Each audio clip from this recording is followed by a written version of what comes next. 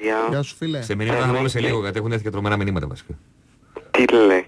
Δεν θα σου πούμε σε λίγο. Λοιπόν, για λέγε. Λυπάμαι έναν ακροατή που κράζει εμένα, έτσι. Δεν έκραξε κανένα. Μιχάλης. Προχώρα. Έτσι. Μην ασχολείσαι. Δηλαδή τον πείραξε που λέει για τον Νοτιά για τον παπά. Μην ασχολείσαι σου λέω. Μην ασχολείσαι. Να το, αυτή είναι η αδική επίθεση, η άναδρη. Η άναδρη επίθεση της Αργεντινής. Πώς θα πέρασετε παιδιά? Θέμη? Καλά τα πέρασαμε, ωραία. Καλά ρε. Ωραία.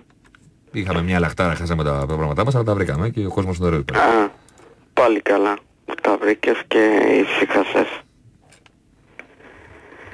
Για την ΑΕΚ τώρα δεν ξέρω τι γίνεται με το Λάγκο και το Τσίμπουρ.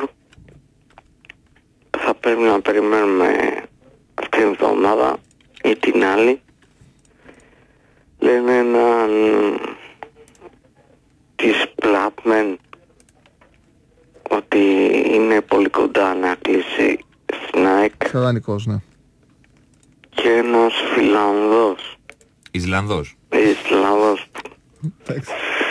Τέλος πάντων δεν ξέρω αν θα κλείσουν αυτοί οι παίκτες. Θα το δούμε τέλος της χρονιάς. Της περίοδου. Εγώ το έχω πει για τον Σταύρο Αδαμίδη. Τον πάω με 1000. Έπαιρνε Σταύρο Αδαμίδη. Πάρε την ΠΑΕ. Και πάρε και το Γεωργιάδη. Είναι παιχταράς ο Γεωργιάδης. Λέμε για παίχτη μεγάλο δυνατήτων. Ο Κώστας εχθές πήρε από Αθήνα ή ο Στάθης? Ο Στάθης δεν πήρε σίγουρα. Ο Στάθης είναι τώρα μετά από σένα. Ανταποκρίθηκε στο κάλεσμα. Ναι. Θέλω να του πω, Στάθη ηρέμησε.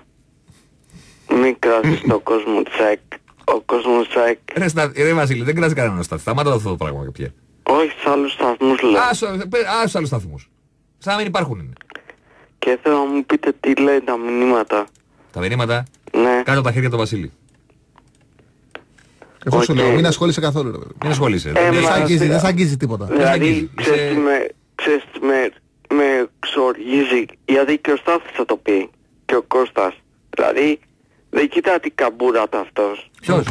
Ο Μιχάλης. Έλα ρε Βασίλη, σε χαιρετούμε. Δεν χρειάζεται να ασχολείσαι. Σε χαιρετούμε. Όχι. Βασίλη, ευχαριστούμε.